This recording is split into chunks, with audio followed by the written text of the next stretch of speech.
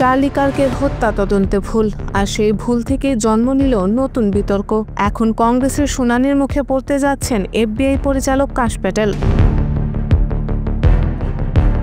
তদন্তে গাফিলতি, অভ্যন্তরীণ দ্বন্দ্ব আর রাজনৈতিক চাপ সব মিলিয়ে যুক্তরাষ্ট্র এখন প্রশ্ন একটাই, এফবিআইকে কি নেতৃত্ব দিতে পারবেন কাশ প্যাটেল? এফবিআই প্রথমে জানায় হত্যার সঙ্গে সংশ্লিষ্ট একজনকে গ্রেপ্তার করা হয়েছে, কিন্তু পরে ঘোষণাটি ভুল প্রমাণিত হয়। তদন্তের স্বচ্ছতা নিয়েও প্রশ্ন ওঠে। সমালোচকরা বলেন এটি ছিল অপেশাদার ভুল, যা সংস্থার বিশ্বাসযোগ্যতাকে নাড়িয়ে দিয়েছে।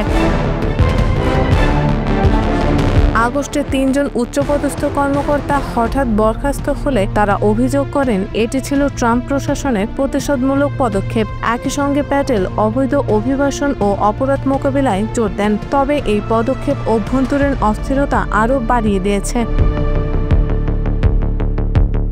এফবিআই পরিচালক কাশ প্যাটেল চার্লি কার্ক হত্যাকাণ্ড তদন্তে প্রাথমিক ভুলসহ অপরাধী গ্রেপ্তারের গোপন তথ্য ভুল বুঝিয়ে দেওয়ার ঘটনায় প্যাটেলের বিরুদ্ধে সমালোচনার তীব্র ঝড় উঠেছে এবং এখন তিনি সিনেট ও জুডিশিয়ারি কমিটির সামনে জবাব দিতে যাচ্ছেন।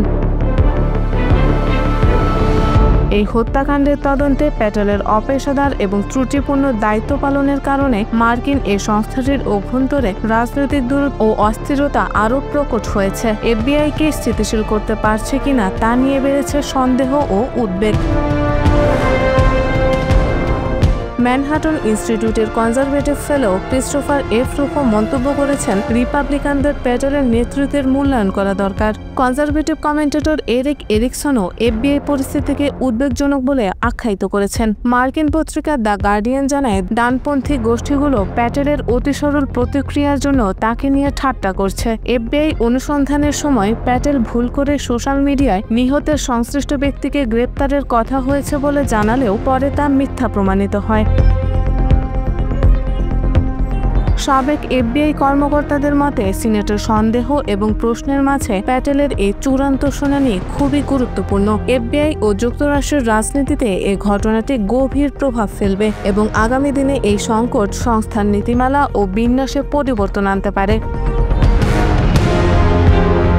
বিশেষজ্ঞরা জানান, কাশ প্যাটেলের জন্য এই শুনানি শুধু একটি হত্যার তদন্ত নয়, বরং নেতৃত্বের পরীক্ষাও। রিপাবলিকান ও কংগ্রেসের মধ্যে বিভক্তি থাকায় চাপ আরও বাড়ছে। শুনানিতে তার প্রতিটি উত্তরের উপর নির্ভর করছে এফবিআইয়ের ভবিষ্যৎ।